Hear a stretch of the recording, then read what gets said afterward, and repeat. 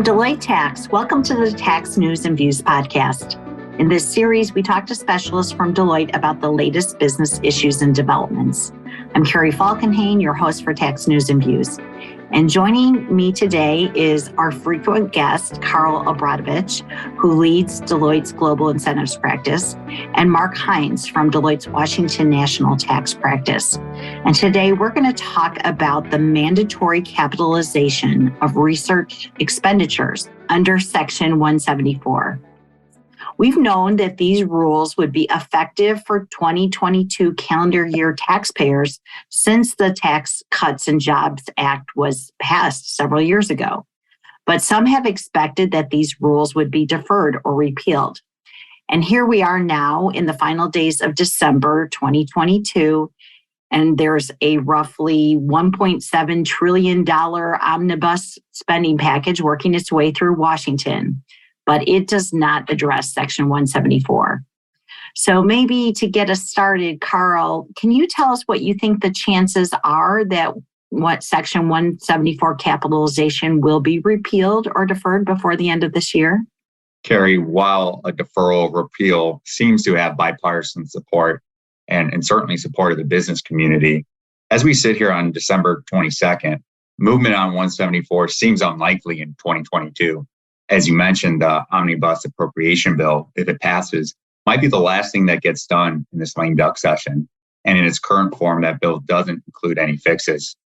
Companies should be prepared to report their year-end tax provision, applying the new mandatory capitalization provision. Mark, any thoughts on whether or not it gets deferred or repealed in 2023 or any time in the future? I mean, I think the way to think about this is that I don't think there's a sense that this should be a permanent part of the law. You know, really the issue is what is the legislative vehicle to attach it to? So in theory, you would think something in 2023 would come along that it could attach to. But remember, this is going to be a new Congress. And so this may not be the first thing on their agenda. And so as we get into 2023, I think everyone's going to collectively have to update their crystal balls and sort of see exactly when, maybe in 2023 that it could attach to something. So assuming nothing changes before now and the end of the year, calendar year companies are going to have to be prepared to report on this. So Carl, what can companies do to prepare? You need a starting point, and many taxpayers will use Section 41 QREs and financial statement R&D as a starting point for their analysis. They'll need to assess the differences that may exist between these amounts as compared to the definitional scope of Section 174. There are several areas where Section 174 could have a more expansive definitional scope. This includes software development, foreign research, and costs considered incident to product development. For the purposes of calculating their tax provision, taxpayers should be asking their financial statement auditors what level of detail and support they will require. So, Mark, what are some of the key considerations that companies will have as they assess their Section 174 capitalization impact for not only the provision, but estimated tax payments and then ultimately tax returns? As Carl said, there's going to be a lot of interpretive issues just in terms of what costs are in, what costs are out. And there's, a laundry list of interpretive issues there. But if I could kind of nail it down to three things, I'll kind of go through those. So the first one is contract research. I would say for 2022, this has been the most significant technical issue that I think most people have been dealing with. And what we're talking about here is situations where you have a service provider that's performing research for another party. So it's pretty clear that the customer in that scenario, as they pay the service provider to perform that research, it's pretty clear that that's a 174 expenditure. But what's not clear is when the service provider is incurring costs to deliver on that contract, right, to perform the research on that contract, whether or not that would be considered as a 174 expenditure. And believe it or not, the statute doesn't actually address that point. Unlike the research credit, which has very explicit rules that talk about this funded research and excludes it from the scope of research credit eligibility, 174 just plain doesn't talk about it. And I think even the government is uncertain about this. If you look back in 2019, there were some foreign tax credit regulations that came out in a proposed form. And the government asked taxpayers this question: how should contract research costs be treated? Right? They asked for comments on this. And ultimately, what they heard back is, to the extent taxpayers commented, they responded that they thought it would be 174, that these contract researchers would be treated as incurring 174 costs. I doubt they were thinking of mandatory capitalization when they gave that answer, but that was the comments they received. And so the government declined to actually issue guidance on that. But the point of my going into that is just to demonstrate this is very uncertain for everybody, including the government. So this is something that people should give a lot of thought to. And then one last point on the contract research before I move on.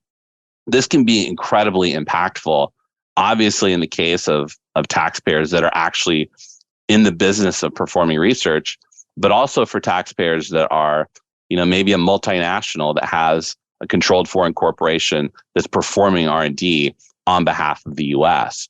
That could have a huge impact on a GILTI calculation if that CFC isn't treated as incurring 174 and is required to capitalize those costs. So definitely something folks should talk to their advisors about, particularly auditors, to the extent this is something that's going on the financial statement. The next big thing, Carl mentioned this a little bit, is software development. I think many are, familiar with software development and think in terms of product development, like developing a new game, developing, some sort of application that is going to be sold to customers. But what people are less familiar with of thinking of as R&D is internal use software. So internal use software is software development, right? And so if you think of an ERP system, the broad scope of how the statute's written presumably would seem to include software development related to that internal use software. So something that maybe folks aren't as used to thinking about, that they'll need to roll up their sleeves a bit and kind of figure out what those costs are. And then finally, on software development, I think there's an issue of what exactly is the scope of that term, right? We know what software is, but what exactly does development mean? Does it imply some level of improvement? Does it imply some level of uncertainty? Or is it so broad that it includes any sort of writing of code? It's really not clear. All we can go by is the statute. The last, I think, big interpretive issue or issue for folks to think about that I'll highlight here is Section 280C. And so under prior law, folks might be familiar with the fact that to the extent a research credit was taken, taxpayers would need to reduce their 174 deduction by the amount of that research credit. And so under the new law, effective for 2022, Congress actually changed the language. And so now the way it reads is that there's only a 280C adjustment to the extent the research credit exceeds the 174 deduction. And so in most cases, that's not going to happen. In most cases, the research credit is less than the deduction.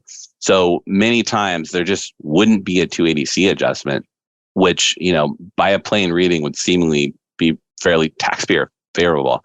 We don't really know why Congress wrote the law that way.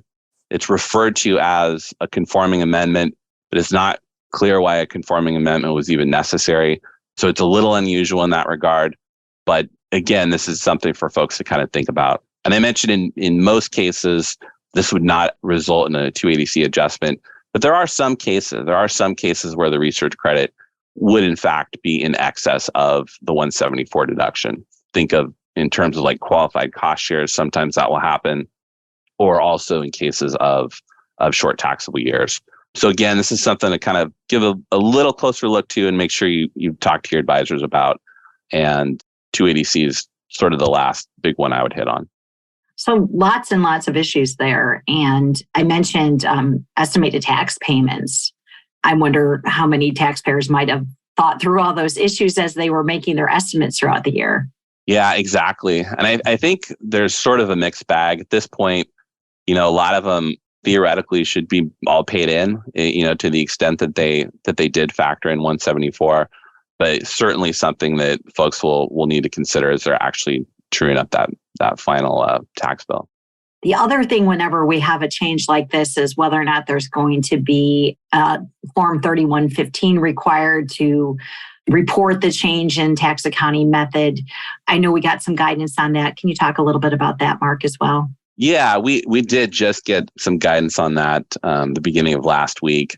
And really what it says, it gives 3 procedures by which taxpayers can change to the required capitalization method under 174.